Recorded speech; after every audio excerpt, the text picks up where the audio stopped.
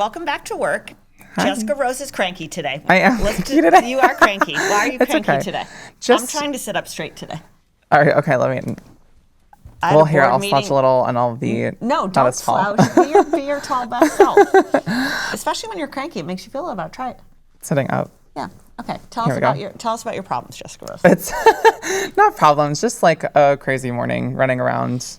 5 million people Jessica Rose had a crazy me. morning. I walked into work, the AV guys standing lost at the desk. Nobody got their badges to come in, and then we're having bagel breakfast. Bagel, yeah. Where everybody's just chill and zenned out in the Have kitchen. to appease the free bagel people. You gotta help the people with their bagels. Okay. So are you gonna be cranky all day? No. Okay. I'm not really cranky. I was just like, oh, okay. And now I think I'm more settled. Yeah.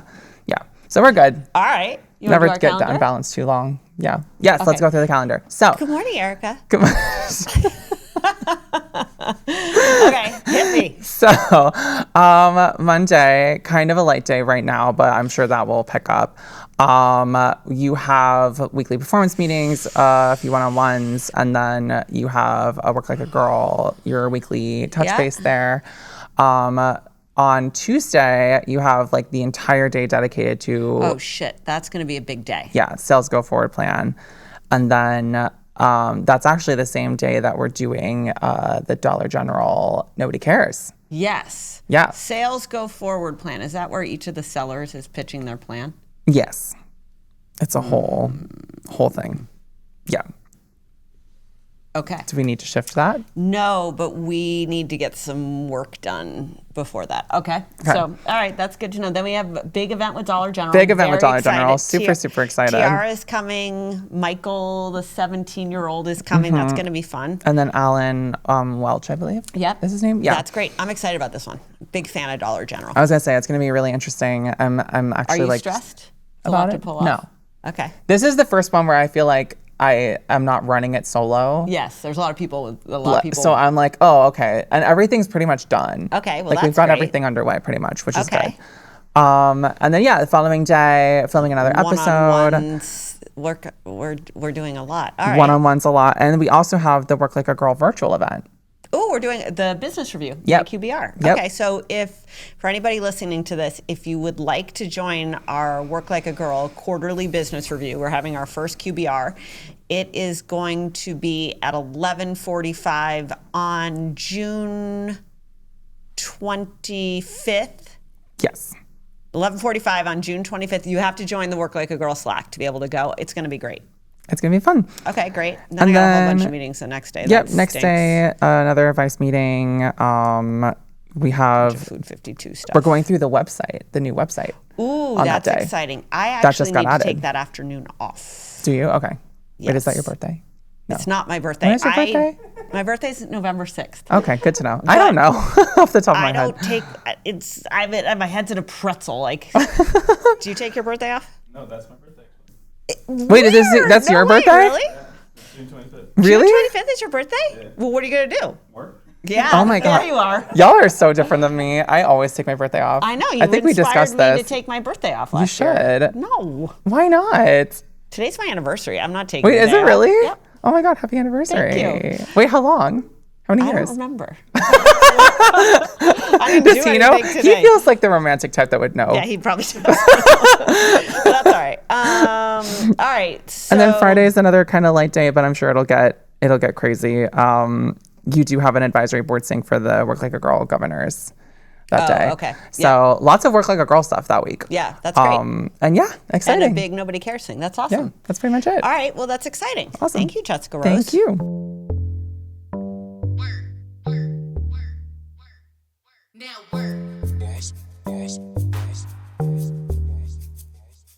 All right. Welcome back to work. I had this morning today where I had to get on the early train, and then I took the train to New York City. It's raining, shockingly, in New York. It just rains all the time now. I think we're in the rainy phase. And then I had to get breakfast. I was starving. And then I realized halfway through waiting for my takeout breakfast that I was going to miss the ferry. And I had to run. I'm just a hot little sweaty mess. I had to run from 40th Street to 37th and the river. And when you're late for something and you're at first you're walking and then you're hustle walking and then then you have to break out into the all-out run. And then I'm like, ugh. I have worked too long to be running for public transportation, but yet I do it twice a day. It's ridiculous. Anyways, I spilled my coffee all over myself. Make the last person on the ferry. The guy like lets me on the ferry. I'm like in a full on, of course I'm wearing a wool sweater. Like I'm full on just like heaving. And then I walk on the ferry and fucking Sarthik is sitting, or Sognik is sitting right there. And I was like, oh, and now I have to have a one-on-one the entire way to work. Do you know what I mean? I just was like, fuck me. What a morning. What a morning. But it was fun. I learned a lot about Sognik, actually. Yeah? Yes. So we were both cranky today. I wasn't cranky. I just was like, oof, I'm like getting into like, like work hits you in the face. I was having that kind of day. Mm-hmm. Anyways, all right. So what are we talking about? Today's daily topic on Work Like a Girl was when you have a lot of balls in the air, how do you know which ones to let drop? And I thought it was a good daily topic. We have this lovely lady, Danielle, who does the daily topics. And people had a lot of good perspective on it. One piece of perspective on it was you got to use the like bouncing ball theory, which is when something drops, what's going to bounce and what's going to break. And you got to prioritize that way. I'm not sure if you're supposed to keep your eye on the stuff that will bounce, though, or the stuff that will break. I'm guessing the stuff that will break, but I like things that can bounce. So anyway, so that was one. The second strategy was keep a list and, just keep track of all the things you have going. And I try to do that, but after a while, your list gets too long. My advice was, which I don't know if it's the worst of the batch, is that when you have a lot going on and you have a lot of balls in the air, or you have a lot of commitments, or you're feeling stretched and you're involved in a lot of things, I think a good thing to do, which I try to do not especially well, is to prioritize what is essential, like what has to get done, and then what do you love to do? And everything in the middle is like the stuff you should really reevaluate. So I'm trying to do that for myself, which is what makes me really happy and what do I absolutely have to do right now. So I think that kind of using the barbell strategy of the internet eats the middle, and the middle is what really actually doesn't work in most everything, is how do you cut out the middle? There's things you have to do, there's things that make you happy, and then maybe you can make a list and bounce a ball while you're at it.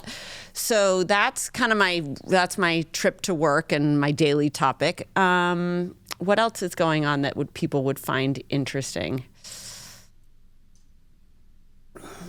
How was your weekend? Why? Did something happen this weekend? Just to throw back to last week's episode. What did I say on last week's episode? The meeting, talking about your weekend during a meeting. Oh.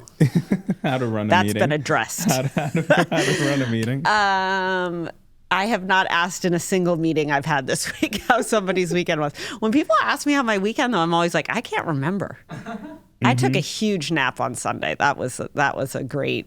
I love a nap. Mm-hmm. So I took a big nap. I went to acupuncture. That was a big thing this weekend. I had terrible allergies, and I have an amazing acupuncturist who can make the allergies magically disappear.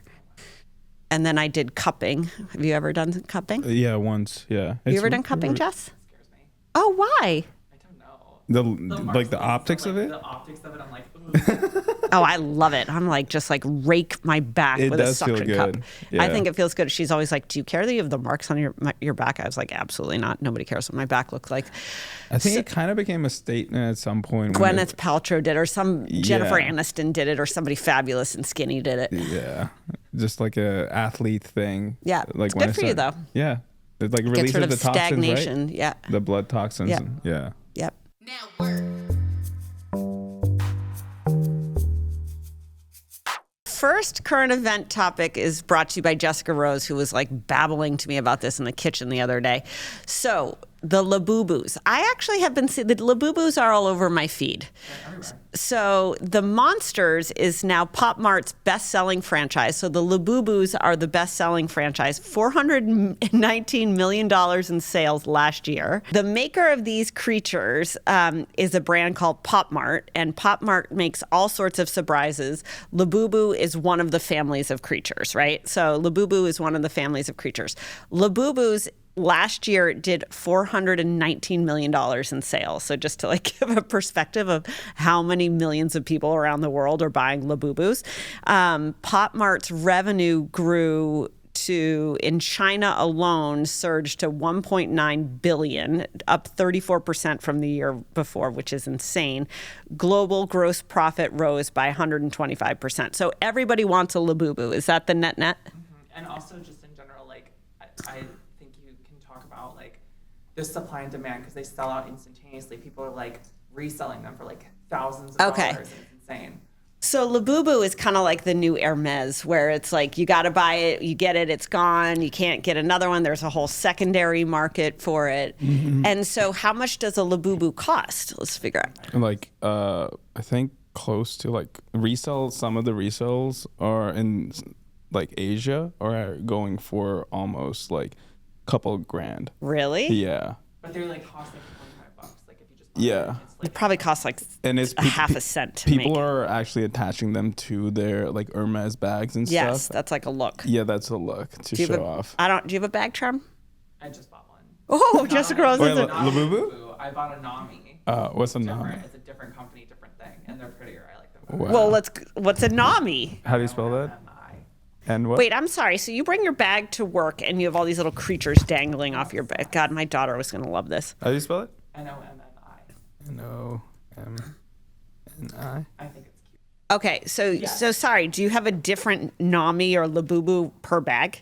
No, I would just take it off and put it on a different bag. Oh, okay. You just carry it with you. These Okay. are huge. Like the Labubu is like this big. These are like this big. So sorry, you're going Just out on wanna get on the Saturday mic. night and you have a handbag with a large doll hanging off it? Jess, you want to get on the mic if you want to talk? You can just pull it towards you. Yes. All right, wait. So sorry. So like when you're like, ooh, what am I going to wear tonight? Are you then like, ooh, and which doll do I put Because I on my think bag? it's chic to be like, I mean, it goes back to like 2000 and I think it's every 10 years, this is a cycle of like a trend. Time that it happened, it was the Fendi bag bugs. Where they were like, you remember those ugly like doll things they had like crystal FENDI. eyes and they were furry and it was like Wait, what? Fendi. Oh, Fendi. Sorry. I don't know. Sorry, they just spelled Fendi. These. Oh, yes, I do These were the remember last these. time, the Fendi bag bug was like the last time that it was So how a much trend. did a Fendi bag bug Those cost? were like $1,200. So like this I is the missed cheaper all of version of this. it, but like obviously because of the resale value, like you have to gonna work equate out. the value of it to like, are you willing to pay that price? Some people are. People wait in front of they have Oh my vending God, how machines cute and people are buy them out. these? I mean, I like a bag bug. Are bag bugs coming back? Ooh, look at that guy. How much does he cost? Which one? The blue one with the white eyes. I like him. $139 right now. As I say, on sale because they're not like a thing anymore. But the Labubus are not. But Labubus are like the hot thing. And this is the one So I is didn't it- get this particular one, Is but I it a got. surprise where you're like, Yes. you get I love the They're surprise a blind piece of box, it. yeah. It's like those OMG dolls. Did you ever get into the OMG dolls? No, but it's exactly the same thing. I think the Asian toy makers do such an amazing job of packaging, but then they also get you on the collection. It's like the unwrapping is the whole piece of this. That's very cool. All right, Jessica Rose. Well, I just hope you bring your Labubu or your Furbo or whatever it is, your Teddy Ruxpin. Do you know what a Teddy Ruxpin is? No. Oh my God, do you? You guys don't know Teddy Ruxpin? This guy? Yes, Teddy Ruxpin was a talking bear.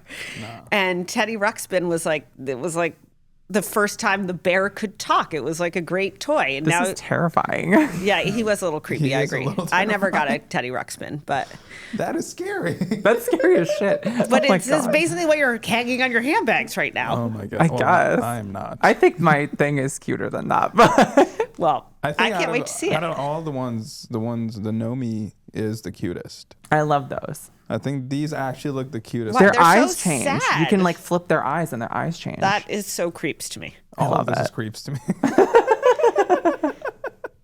Can you imagine? I'm like on Metro North with This is with a so little creepy. handbag and People the let- charm hanging. Aren't people you let- afraid people are going to rip off no, the people, hand- you have to like, some people put them in protective covers. Some people like hold them while they're walking because people will like steal them off. People have broken into cars for the Labubus. It's insane. Whoa. Well, this is exciting. Okay, I love a trend. Okay. All right. So one thing that's been funny in my feed I've been seeing is that AI, Gen whatever, the people getting into the job market right now are being encouraged by each other to just use AI to lie on their resumes. Have you been seeing this? It's like a big thing of just like make it up. Who cares? Nobody cares. So the story we're looking at is a Berkeley grad tricked 27 investors with a fake startup, no product. He used AI to basically create a fake company, fake presentation, probably fake product specs, fake sales numbers. It's like, what was the lady's name? Elizabeth Holmes? Yeah, I think so. Yeah. Was Elizabeth Holmes. So essentially fraudulent. I wonder if did he take any money? Seems like that. I don't think he took any money, but he got on a lot of calls. This is his tweet saying, "I made a fake founder persona, no product, no pitch, no deck, just standard CS, planter, used AI 3 times, sent cold emails to 34 VCs, 27 replied, 4 asked for a call." And these are like his kind of breakdowns of his emails. But I don't think there was any money exchange. Yeah, no, he's just doing it as a stunt. Yeah, as an experiment. I think it's interesting. Look, I think it's hard to be a VC. Like, I don't think anybody has like a great amount of sympathy or empathy for investors, but they're very competitive with one another and they're always trying to find something before everybody else finds it. So in that regard, I think you kind of have to like take every call, look under every rock. I don't mind using AI to create something new. Like this weekend, I had this idea that I had this idea when I was at Barstool that I wanted to find like really incredibly interesting women in history, and then to kind of tell their stories and kind of make it like a work like a girl mantra. And so I was trying to use AI this weekend to make it and make the imagery. And I thought it actually could be super interesting. Then my other idea was to make movies about people in jobs, women at work, and then to do it if it was like, you know, the example, let's say it's Ash, right? And I was like, oh, Ash works in computer sales and she has brown hair. And I could make a video of a computer saleswoman and it would be like, this is Ash. Like, I think stuff like I think it's great to play. I think it's great to invent things. I think it's super interesting to invent a company and see what it could become. I don't think it's super surprising that VCs fall for it. You know, I think if the guy takes money from somebody and doesn't actually have anything, then that's a problem. But otherwise, I think it's interesting. Yeah, I think it's a lot tougher, I feel like right now in the AI climate to parse through the legit for sure. companies or legitimate anything. Yeah, ideas, or I mean with Google's VO3, it's even going to be harder for like just to take a video as a example if that's something. I've gotten tricked. I don't know if it's happened to you yet, but like scrolling through and realizing after first 10 seconds that like, oh, I'm watching an AI video. But do you care? Like I follow this Instagram account I think it's called Whale Cleaning. And it's all AI. It's like crazy. It's like the side falling off a skyscraper. Like it's awesome. I love it. But it's like, it's clearly AI. I know it's AI. I don't care. If I know it's AI, I don't care. It's like when I don't know, like it was a clip of, I think like Neil deGrasse Tyson. Interesting. The physicist. Yeah. And it's like a clip from his pod, but like the vernacular the vocabulary he was using was very like Gen Alpha and Gen Z, but it was tweaked enough where like it wasn't fully it. So it was like a mix of regular English with like the slang, and it threw me off. It took me like solid halfway to recognize through the clip, recognize that, oh, this is like AI. This is not actually him. And so how did it make you feel? It made me feel just, cheated in a way, right? It just, this unsettling I think there's something feeling about it. It's an uncomfortable feeling of like, when are you being manipulated? I watch a lot of those like mall videos. Like, I don't know if you've seen those, like, oh, like we're going through an abandoned like mall or an abandoned whatever, like an abandoned like test facility or something. And like a lot of those now are in my feed, but a lot of them are now AI. And I watched one last night that I was like, I honestly can't tell if this is or not.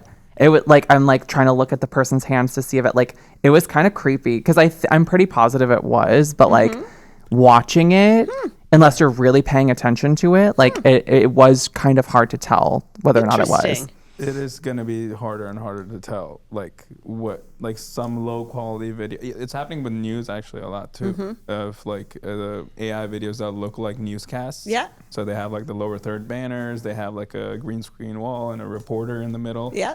But it's just an AI person, so it's just so eerie.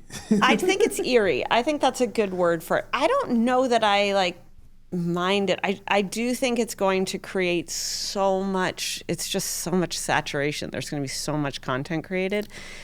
I do think it does it doesn't make people feel whole. Like there is something that doesn't feed you with it. Like I think people are really lonely. I think people are really wanting to get fed. And I think your generation and more importantly, the people under you don't know how to get off their screen to feed themselves. Like, I think that's a tough. Like, look at this. Like, this is AI? So, like, that's the person up top filming the real video. But then he ran it through Runway's video-to-video model. Wow. And it's just, like, turned into this different imagery in a different time period, different everything. Yeah, it's amazing. But it's, like, all the mannerisms of the human are what was naturally filmed.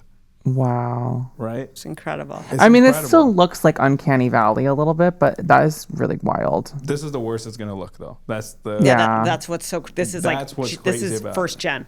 It's first gen or second gen, but it's only been like 2 years. Like a great test in the AI space has been Will Smith eating spaghetti. Like that was one of the first videos made by like an AI generated video a couple of years ago or 3 years ago. And it was like this whole mashup of where like clearly you can see Will Smith for like the first frame, but then it just turned into this jumble mess of like nothingness. Bits. But over time, it's like now you can actually have a video of Will Smith, like literally looking picture to picture Will Smith eating spaghetti. And it's like, okay, in 2 years we're here, but this is still the worst it's gonna be. Yeah, it's amazing.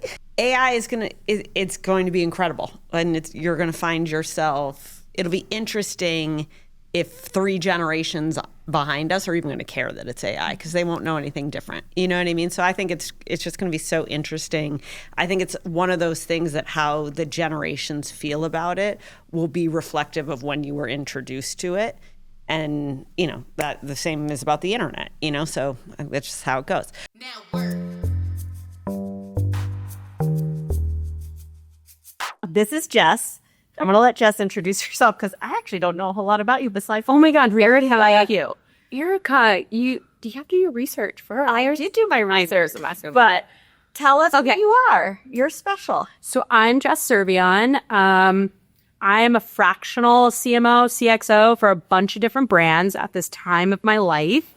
A lot of protein with my life. I'm also a fractional CMO for a company that is launching nasal dilators. Long story there. But maybe the nasal dilator big for you. Probably the mouth crazy things.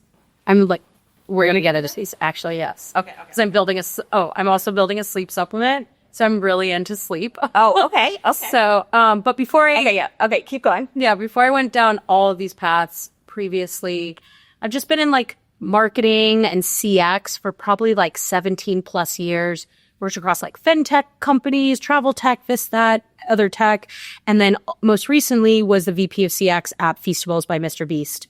And then decided to quit my job and help 50 brands at once. Why just do one? Okay, and you've also created a conference. We also created a conference with two other co-founders. I can't take all the credit for it, but Nicole Harvey and Dylan Duchesne. We have a conference called She Innovates, and it's for women in e-commerce. I wouldn't even say specifically in e-commerce, actually. I retract that. It's for women in commerce in general. So tech, agency, brand. Yeah, you kind of support the whole ecosystem. Yeah. How did that idea come in? Now, the reason I met Jess is I spoke at She Innovates. People are still posting about this conference. It's not a conference. It's a community. Yeah. So how did you come across building that? Truthfully, so Well, first of all, Nicole Harvey, she has Empower Her Commerce. Okay. And Which is what? which is also another like women supporting women in the community. And then Dylan and I separately have this community called Mid Coast. Okay. And what Mid Coast does is more of like experiential types of events. I like to pack on a lot of different things in my life. Okay, yeah, 100%. You're like jam it full. Yeah. Same. I'm the jam it full. Yeah. Then you get bored. You know? So Nicole, Dylan, and I came together and we honestly just noticed, like, and this is going to be a hot take. I'm going to be honest with you. There's just a lot of conferences out there, specifically in D2C, and it's always men speaking or men doing this and that. And we really wanted to create a space for women that were for women by women to support women. And what's really beautiful about She Innovates is that there's women who maybe recently have lost their job, maybe just starting their job or doing a career shift, and they all come together and we get to like support. It's so cool. So it's so cool. I'm very impressed with you. Like, I think it's a very cool experience. The price is like $25, right? It's not that expensive. No, I mean, And I like that. I actually think that's cool. yeah, and we don't pocket that 25. Like we donated from this last conference to Dress for Success. Yep, which is awesome. Yeah. So, but anyways, like all these women come together, they're sharing ideas. It's very vulnerable. It's very disarming. I like flop down on the couch and it's like a medium. A medium. Like, yeah. Really? Like, how the fuck did you get? But it was cool. I thought you like really built something special. Okay, so I have about 400 questions. I'm ready. Start with you. Okay. So describe the fractional lifestyle. I think people probably look at that as like, she's fucking crazy, or I want that life. Yeah. So how do you do it? I mean, well, how I do it and why I do it are two different things. I'm going to be real with you. So the why. Truthfully, the why. I've been in this space and like working for plenty of other startups. I literally posted about this on LinkedIn today that like Open Lake Collected make fractional business is my 6th startup at this point. And I've always been building everybody else's dreams, which is great, right? But then you end up in these like full-time roles and yes, you get equity. Maybe it's a hit, maybe it's not a hit. But then you also just kind of like get complacent after a while. And that's, maybe this is just me. I get complacent and bored after a while. So I decided, I mean, I can't really say the other things I was just thinking in my head, but I will tell you that when I worked at Feastables, it was the most exhilarating time of my life. But professionally, I mean, I got to do some crazy things like delivering 11 Teslas around the country. Yeah. And like making people's dreams come true, but while slinging a chocolate bar. But at the same time, building a brand from the ground up with a creator is also like, it is a different path. It's hard. I mean, you know this, right? Like, it's hard. So, actually, sorry, I just want to pause there for a second because I think one thing that people going into the workplace, if you want to work in marketing, if you want to work in consumer experience, everybody wants to be a creator or to work for a creator. And my big perspective on that is it takes a special breed to make a creator work. And it is also an insanely humbling exercise. Like there is a servitude to that if you're not down with servitude, like it's hard to sustain. It's not all glory without the grit and the humility. And you have to, it can be funny and captivating. And it's so, I was describing this to my husband the other night where I was like, we're in like, let's think of it at Food 52, where I'm like, oh my God, I'm a fucking like part-time accountant at this point, which is like what nobody wants. But I was like, at Barstool, it was like a heart attack all the time, but it was all like vapor. You know, it was like people being mad on the internet versus solving real problems. And I'm like, I miss the mad on the internet days, but I also am happy solving real problems. And being a little insular, for sure. Yes. Like, and maybe that's my why. Truthfully, right? So it's like, I went from like this Feastable space, which was like, amazing. Like, honestly, it was really awesome to like go from tech startups to then my first e-commerce brand. Yes, being like the biggest brand on the internet. Literally. And I remember being reached out to on LinkedIn and then them being like, hey, you're in Chicago and, you have a CX and marketing background. Do you want to come interview for Feastables and Mr. Beast? And I literally, we can curse, right? Yes, we can curse. I literally, in my brain was like, who the fuck is Mr. Beast and what the fuck is a Feastables? And at the same time of that interview process, though, I was actually exploring for like a new role, right? And I was in the process of interviewing for 2 other tech companies. And it was going to be the same thing. It was going to be like building for somebody else, being employee 75 or maybe 100, whatever it was, right? Coming in like more at that like Series C, Series D. And I was just like, and I actually got one of the jobs. I accepted it. And then Feastables came through because I was waiting so long for Feastables. And I remember being in the Philadelphia airport on my way to somewhere, and I just looked at my now husband and I was like, I'm going to take the Feastables job. And the thing about my husband is he is risk adverse. Okay. Like he's the reason I have health insurance. 100%. I went through that stage. Yeah. Let's just say that. But anyway, and he was like, oh, I don't know. And I was like, nah, dude, I'm down. Feel it. I'm down. Feel it. Like, and so I declined this other job and to take the Feastables job. And that's why I'm saying, like, I mean, I knew it in my gut that like, this is what I wanted to do. And I also like knew the bag that I had. Like, that was my first opportunity to get into e-commerce because nobody would want to take a chance on it. Yes, and they're like, I'm going to parlay this into something else. Which is so ironic now because now I have this like fractional business, like helping e-commerce brands. And like, and when I get into like, I work with some really dope brands, right? Okay. So anyway, so You write what? Journey. yeah. And then you're like, paused. So truthfully, it like, I was employee 4. Yeah. And then all of a sudden we were like 80 plus employees. And I just looked around the room because this happens to be at every startup. And I'm like, I gotta go. Yeah. See you later. Yeah. When I'm no longer wearing 40 different hats and I'm only wearing one hat, I have to go. Interesting. So you know yourself well enough. Oh, girl, I want to be the accountant. I want to do the operations. And on the other side of it, I want to go and like do marketing and do the CX stuff. Like I'm like, Not variety. I need variety. Yeah. And you're a stimulant. You need a stimulant constantly. It might be I like Adderall. Definitely. Have a Career. 100%.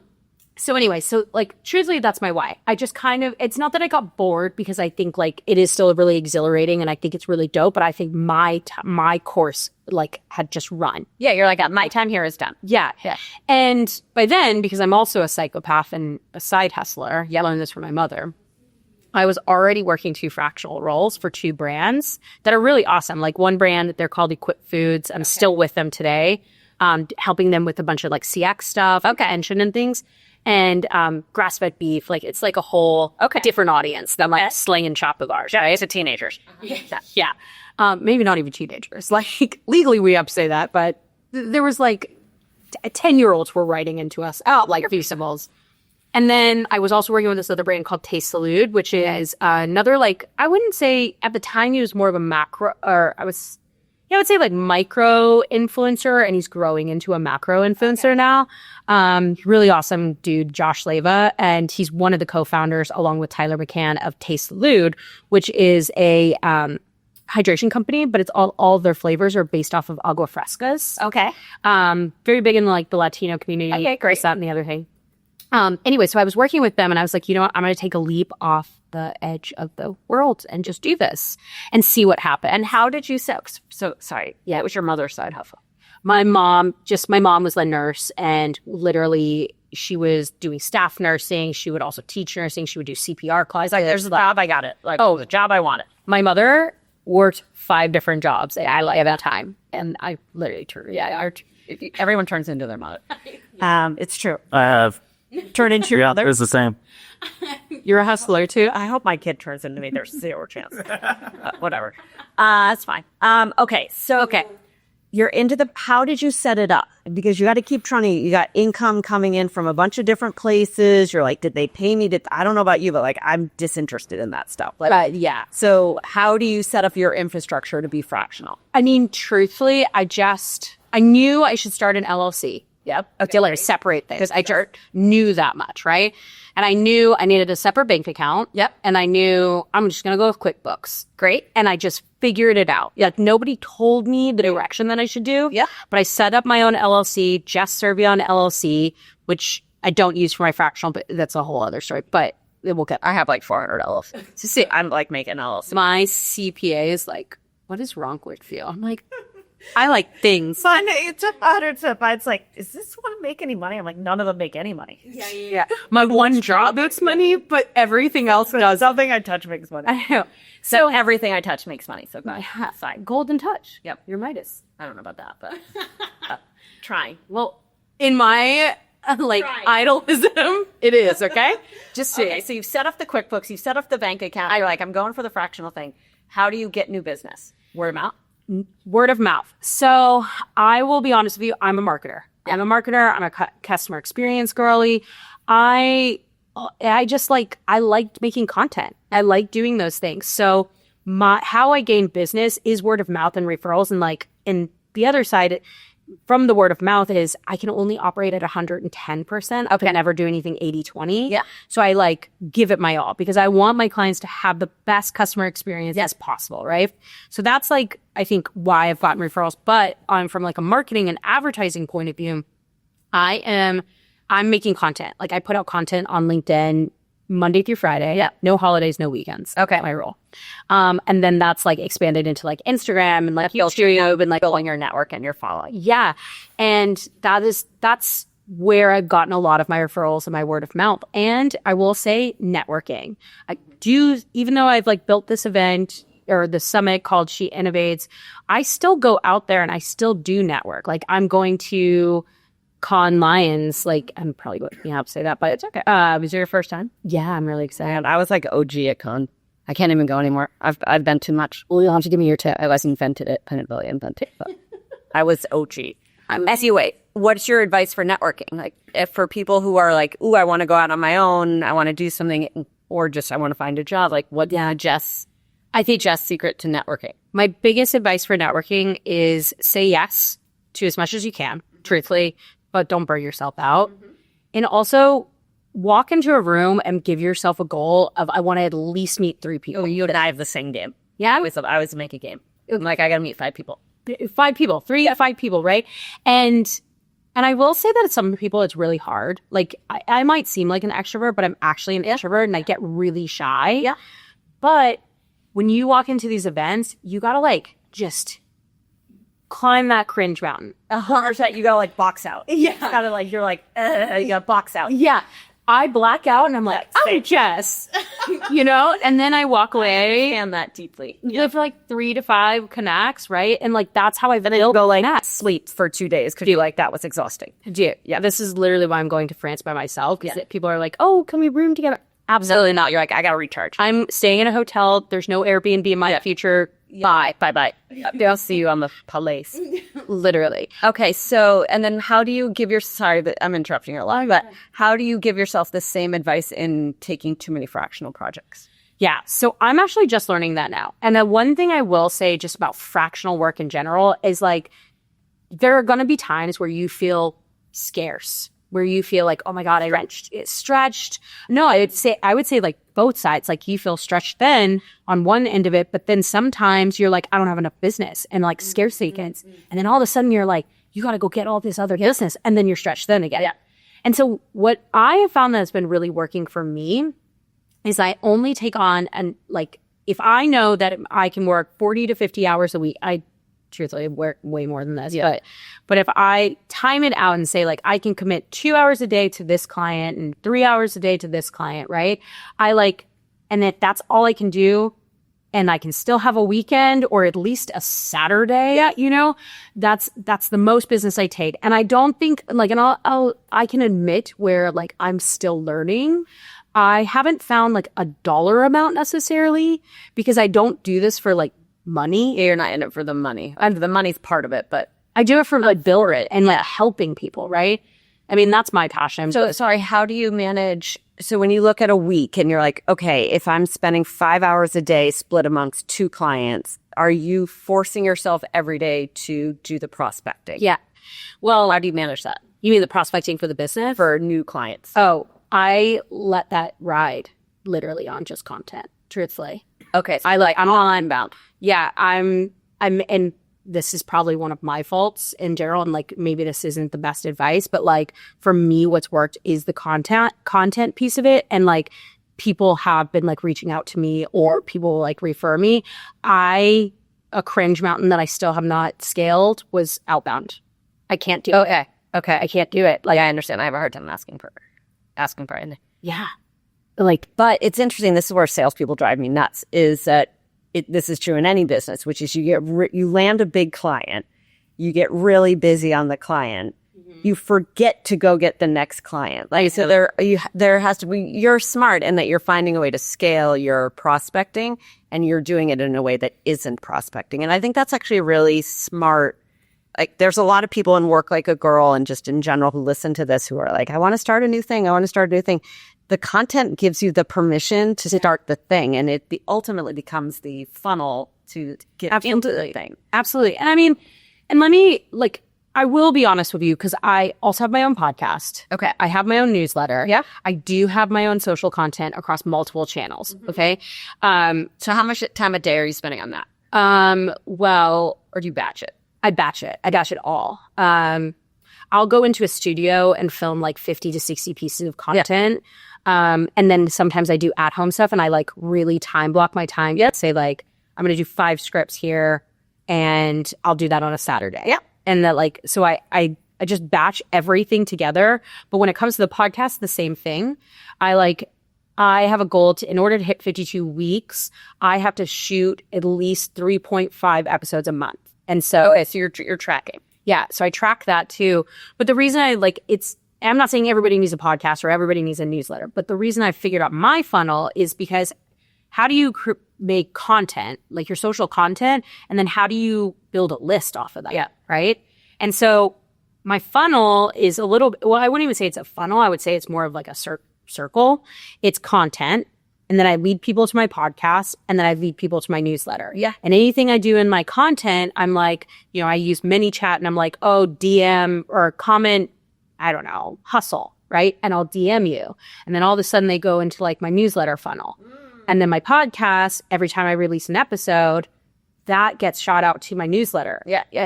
List all the time, right? So I've built this, and then every time I meet somebody on a networking event, I actually put them into that list too. Why am I not on the list? Well, you're Erika. I know. Now you're about to be on the list, girl. I'll be on the list.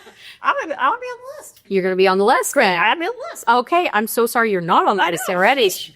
Okay, so I love this. And do you have employees? I do. I wouldn't say I have employees. I actually have other freelancers that work for me, and that because work with me. I'm sorry. The reason I call Open Late Collective as a collective. Okay, it's Open Late Collective. Yeah. I love that. So this is me. Oh, that's cute. I know. And this says brand building never sleeps. They're back. Well, that's really cute. Okay, Open Late Collective is that's your That's my entity at this point. Okay. Is that an LLC? Absolutely. Okay, good. Yeah. Content and LLCs. Not yet, so please don't steal it. I'm going to do that, right? I'm going to do that tomorrow. The reason it's called Overlay Collective is because I'm as much as I'm a marketer and as much as I'm a brand marketer, I'm terrible at developing names for things. Oh, okay. Absolute. Okay. It's a special skill.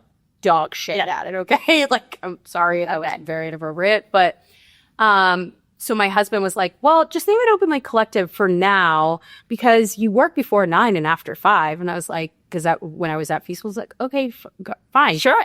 And the collective part, and so this is the reason I even brought this up is because the collective part is the whole reason I started is because I wanted to be fractional. Mm-hmm. But I also had a lot of friends who were like, I need to side hustle. I need to I want to do solve fractional. This, that, and the other thing. And I'm like, well, why can't I bring you into a project if I have this thing or that thing to do, right? And so that's why it's a collective. So to answer your question, I know it was a roundabout way. Yeah. I do have people who work with me. Yeah. I have a girl, her name is Kellyanne. She's a badass. But this is a representation of what a collective means, right? She wanted to get into CX and nobody would give her an opportunity. You're like, I'll teach you. So I taught her everything I know. And now she's running some of the CX clients. Okay. So when you get paid, do you pay her? Yeah. So using your QuickBooks, you usually use my QuickBooks. I also, my mother-in-law's now my fractional CFO. Okay, great.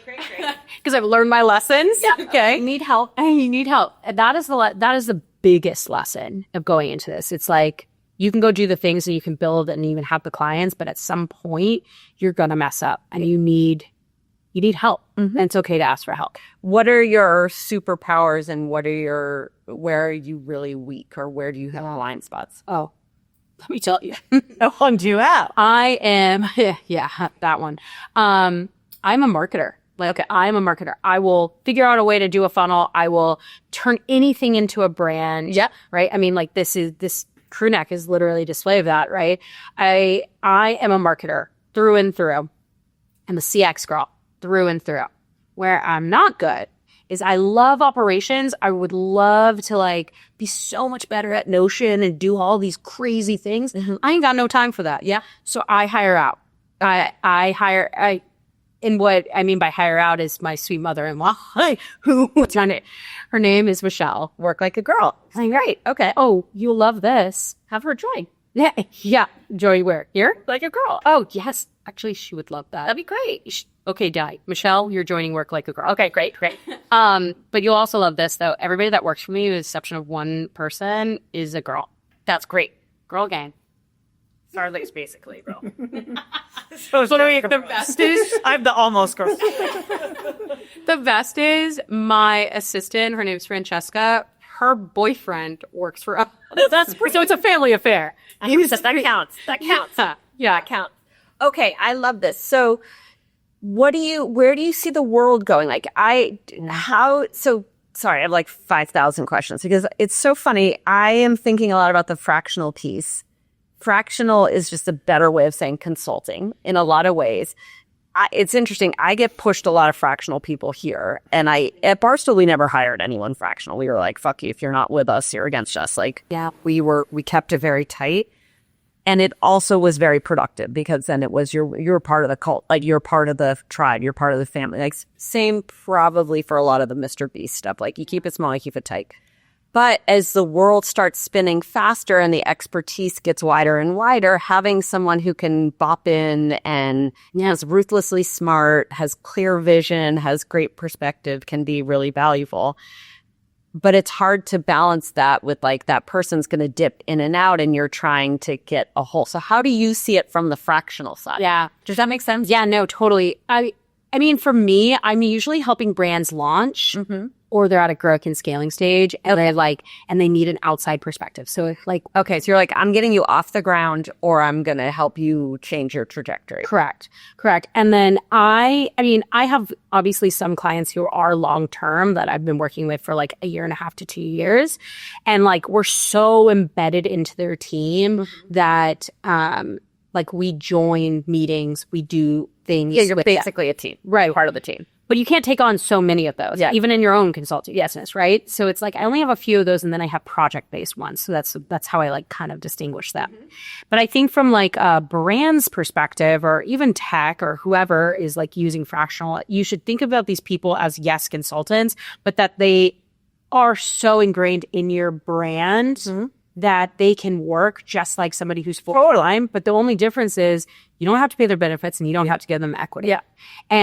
But you should at some point probably put a stamp with like, well, at some point maybe we'll need somebody else when we hit this particular growth stage. Right? You want to set it up to get to here and then that person will help us find someone. Right. Yeah. And I have like one client who I came in from a very project-based perspective where I was like helping them with their CX and retention. We got it off the ground, like got it up and running, they were at like a growth and scaling stage and like it was just a hot mess express. And so then we got it off the ground, fixed it up, did all the things. And then one of the things that was in my contract was going and finding somebody to like be our replacement that I essentially train.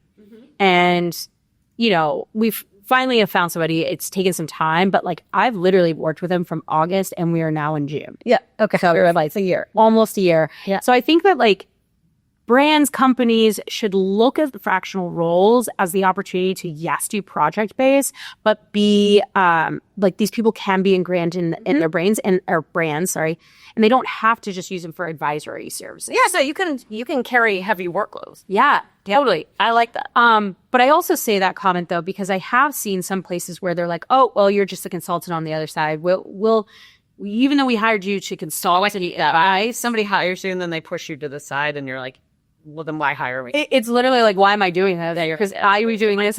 to like make my life. Yeah. Like, and those clients usually don't work out. What kind of people do you not work well with? Have you ever fired a client?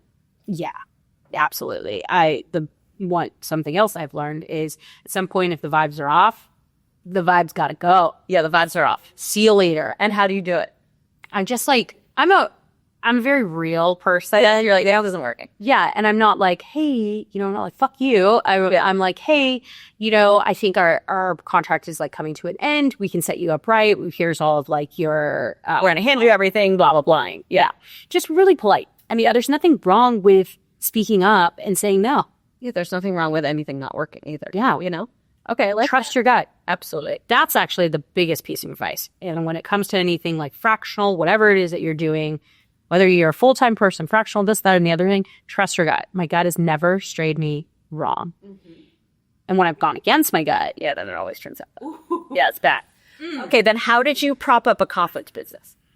So I just really like getting people into a space and doing things and adding extra things on my plate. Honestly, like Midcoast with Dylan and I became so before She Innovates, we were eating fries one day in Chicago at PQM, favorite restaurant. And PQM. It's public quality meats. Okay. It's like a butcher shop. Okay. Delicious. Delicious. Okay. From Chicago with the cookies. Okay. Amazing. There. Anyway, so Dylan and I, like, we were just talking about the space again. We were just like, I want to go do a summit. I want to see if we can do it. And I was like, I think we absolutely can do it. And like the content we can produce is really good. And we did just that. We said, we're going to do a summit, and we did a whole summit in Chicago. Okay. And what'd you do first? Did you rent the space first? And you're like, are people going to come? Like, were you nervous? Absolutely. Like, we rented a space out of Soho House. Okay. Because the Soho there is like really beautiful. And we're both members. And so we were like, oh, we're going to get a member price. I just want to put this out there. Soho House, there are no real things as member prices. There's no such thing.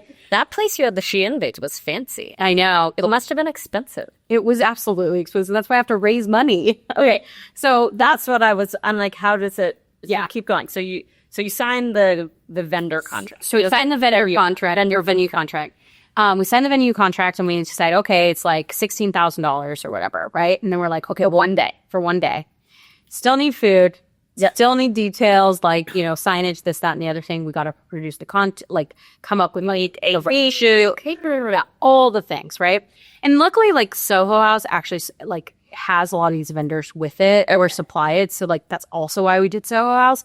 We were like, okay, cool. We have this $16,000 bill and then some. I forget how much that cost. I think that one cost us like maybe like 30. Okay. Because then we also did like a VIP dinner, this, that, and the other thing. So we're like, okay, this is lay of land, how much money we're going to spend. Now we got to get sponsors. Okay. And Dylan, shout out to Dylan. Dylan is a saleswoman. She runs. I'm gonna go find it. She is a bad bitch. Okay. So she goes and gets all the sponsorship. Okay. And she, and like we raised enough money to like cover it. Nothing came out of our pocket, luckily, right? I don't think we'd like lost anything. But we had to go sell it. We had to go be like, yeah, you're like, had to make a pitch deck and be like, this is what I'm trying to do. Yeah, it was like a pitch deck. It was also like, who's Dylan and Jess and who's coming to this thing? Yeah. And it's a lot of like fluffing people up. Yeah. Because like, how do you get people to believe in you if you have never done it before, And so, we get the money, we do the things, and then Dylan and I are like, cool, now what? And now we're like, again, bigger. We're hustling on LinkedIn. We're getting all these people doing all these things. We ended up getting like, I think 90 people to show up to our event.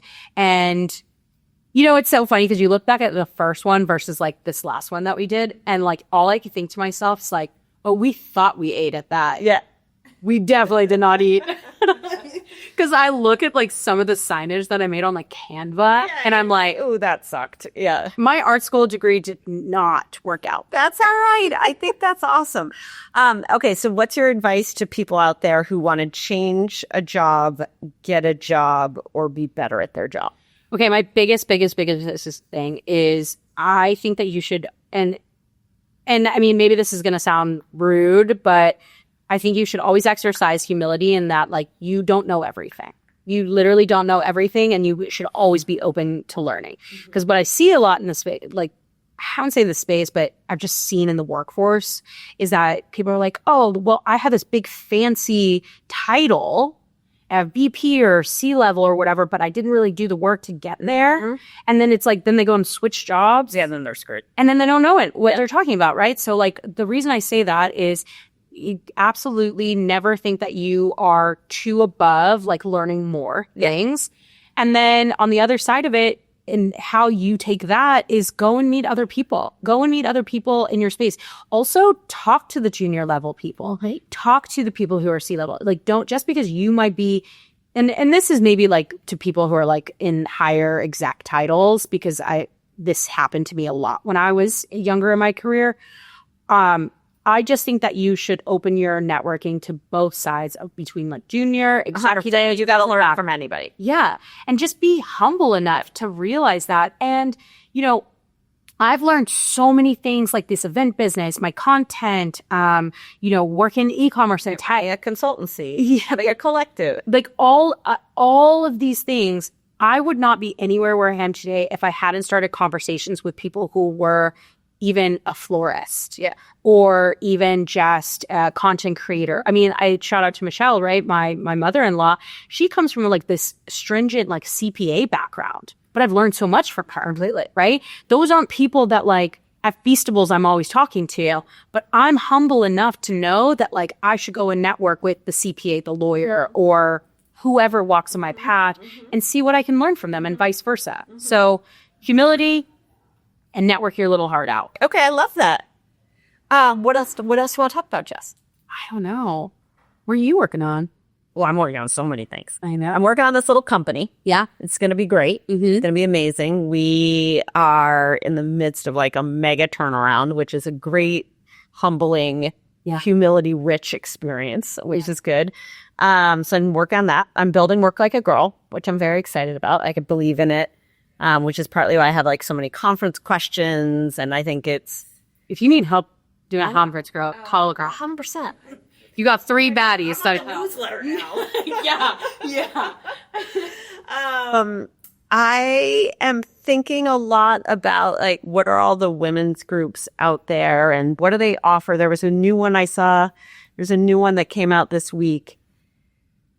It's interesting to me. Like I like She Innovates because I like that you can kind of come and go. Like you can dip in, you can get what you want out of it, you leave, you clearly program it in a way that there is just honesty and vulnerability, which we talked about earlier. But you know, there's all the chiefs and the networks and there's this performative layer around women. yeah. That I find really tiring. I find it exclusionary, even though it's like, it's inclusionary. Like, I don't like it. So I'm trying to figure out, how do I find real women who are doing cool stuff, who are weird and wonderful and flawed, and how do I create a world where they can just help one another and they can also tell stories that are inspiring or relatable or scary to one another. So I'm spending a lot of time thinking about that. Yeah.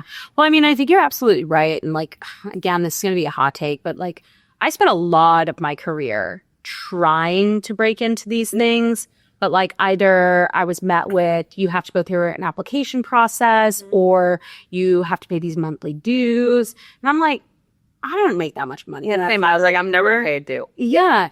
Or I would also find myself in these spaces, and still even now, like I'm 39 and I find myself in these spaces in Chicago that where there's these badass women around, but like you can't get into these networks. Yeah. It's like, why is it so, you have to be this to do this? Yeah. I'll never forget this. When I was younger in my career, I was like trying to build my personal brand because like your personal brand can help you build like other things, right? And I joined, and this wasn't like singular to like men, to women. It was both men and women. And I joined this CX network, and somebody put out like a cat call. They were like, oh, hey, does anybody want to come on the podcast? We're like launching this new podcast. And like, I was so excited about it. And I'm like, yeah, I want to come on this podcast. And I like DM'd them. I was like, hey, I'd be interested in this. And I think at the time I was like working at like a cyber security, like tech firm, like, okay, doing these things. And they're like, oh, so sorry. No, we're actually looking for like executives because I had a manager title at the time. And from that fucking moment, You're like, I'm going to kill you. and it's not even about my career. It's just about like inclusivity. Yeah. You know, like it's like I've just how are you not, you're going to put out this cat call to this network and then people in that network say that they want to check them. And then and now it's not very networky of you. Yeah. You know? Yeah. So it's just like, I also want to be in spaces and with people and surround myself with people who believe in inclusivity for like, and granted, like for women specifically, I think that I know for me, like I've been passed up on by because of like a man getting a job or even honestly for being brown. Like I've experienced these things in my life and like, I'm a woman, I'm a mixed woman. Yeah. And I got a lot of Our ethnicity. I'm Salvadorian and Russian Jew. So do you have siblings? I have 3 half siblings. Okay. What's their... Well, my Are they Salvadorian or no? So my 2 sisters are both Salvadorian, full, and they're from my dad's side. And then my half brother is half Samoan and half Salvadorian. Jeez, I mean, it's like everybody beautiful. You guys are like skit for days. Heroin. I mean, yeah. I mean, I love a good tan. Loud.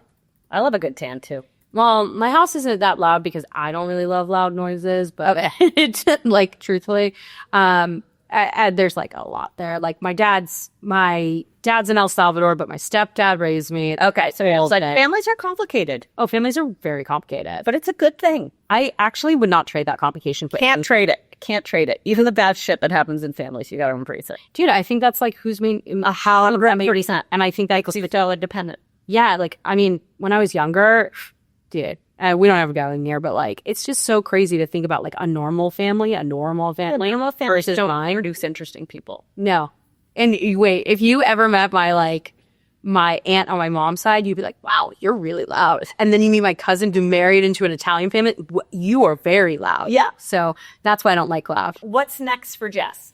So what's next? We didn't get into this. Yes. But consultancy, content, and doing like quite a few brand deals, which I actually is really exciting for me. For your personal brand? For my personal Oh, that's so fun. Like who? I'm doing some stuff for Attentive. I've done some stuff for Recharge, like e-commerce tech enablement. That's great. But I do have a goal. I will be honest with you, of one day speaking on stage at Cannes Lions. Well, that's not hard. I know. One of my girlfriends said that to me, and I was like, listen, I get that, but it feels so far away, okay? Okay, and it's good to have goals. Yeah, it's good. It's one of my goals. Well, so you should network when you go this year, and you're going to set it up for next year. Absolutely. Good for you. 3 to 5 people a day, my friend. Okay, let's go. But so Open Lane Collective, like helping brands build. I'm like helping this one brand build, and I'm so excited for them. It's great. And tell us sorry, I interrupted you. I'm not going to let you leave before you tell us about the nose expansion. Yeah. So, well, I can't share too much, but I could tell you that it is a nasal dilator, myotrainer, and mouth tape to help train your jaw, get more oxygen, breathe better, sleep or sport. That's the most I can say. Is it not pretty or really ugly? It's actually kind of sleek. I would think of it as like the night. Well, no, it's like 3 different things. So it's like you have the mouth tape for a night, right? Because it's like you're trying to force I yourself. cannot fathom having my Oh my God. tape shut. Are you kidding me? I love it. What? I love it. You At night, you tape your mouth shut. Absolutely. Don't you feel like you're going to gag and can't breathe? No, you just, because it's so flexible. I'm going to suggest this to you. Okay. Try the Skinny Confidential one. Really? That's the one I started on. Love it because you still have a hole in it, so you feel like you don't feel trapped. Okay. And then now I've moved on to like they're called Breathe Wave, by the way. The company. Okay. So can you say that out loud? Yeah. Oh, okay. Okay. So I'm sorry. You go to bed. Jess has had a long day of work, and she puts tape on her mouth. Yeah. And then goes, what else? Tape on my mouth.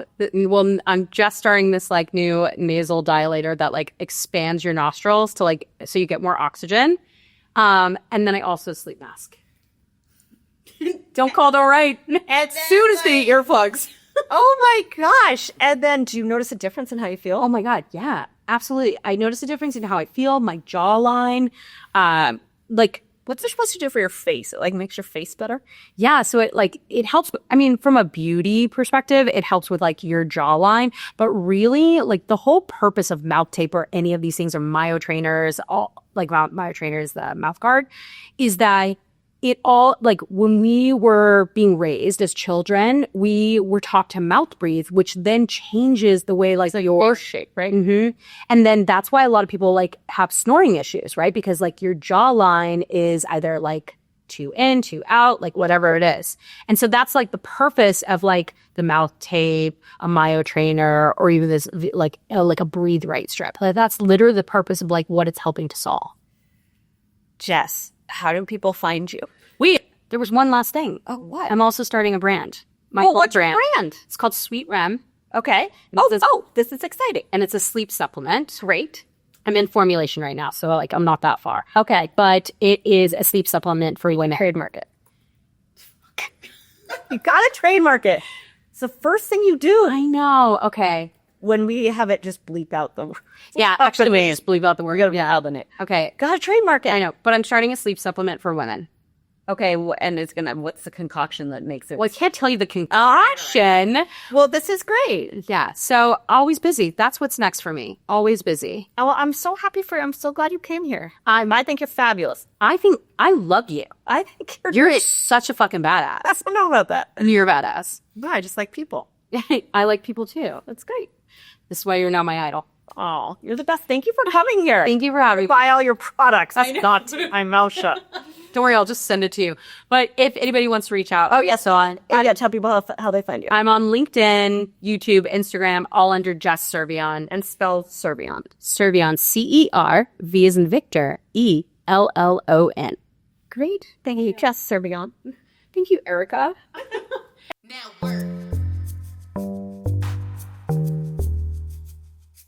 All right, we're moving on to strategery. Our strategery word is top down. Top down is a good strategery word. In the job context, top down is a hierarchical organizational structure or strategy where decisions and information flow from the top of the hierarchy, which is management or executive, to lower levels, which is employees. This means the executives set the goals, they plan the strategies, they communicate to the employees who execute the plan. So I think like anything, it can probably be overused of like, here's a top-down strategy. Like, I hate when people say that.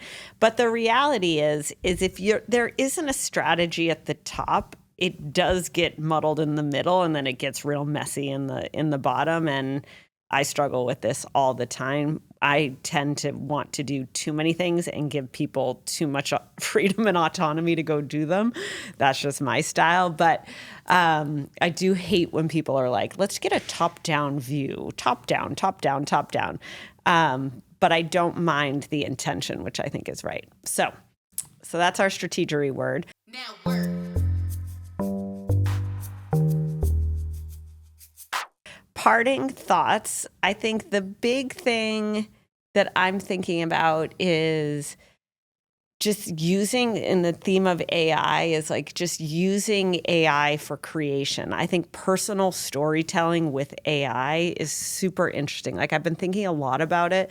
I've been thinking a lot about like, how do you tell your own personal narrative? Like, if you think of yourself as a superhero, or you want to make yourself a plant, or you want to tell your story, if you think about the human ego and the need for validation and affection and recognition and all these things, I'm very interested to see how people use AI to further that. And then I think we haven't talked a whole lot about the companionship side of AI, but I do think that that's going to obviously be more prevalent. Anytime you read anything about AI, it's that the companionship piece is what's really going to explode in the next phase. And so really thinking about, you talk to Siri, it's kind of point and command. It's a little bit robotic. Like, it'll be interesting when you talk to your AI and how your AI carries a conversation with you. I'm interested in that. So that's it for today's episode. You can rate, you can review, you can subscribe to us, you can give a listen, you can share with a friend, you can join Work Like a Girl, you can buy something at Schoolhouse. There's all sorts of things to do, and we are just grateful to have you here.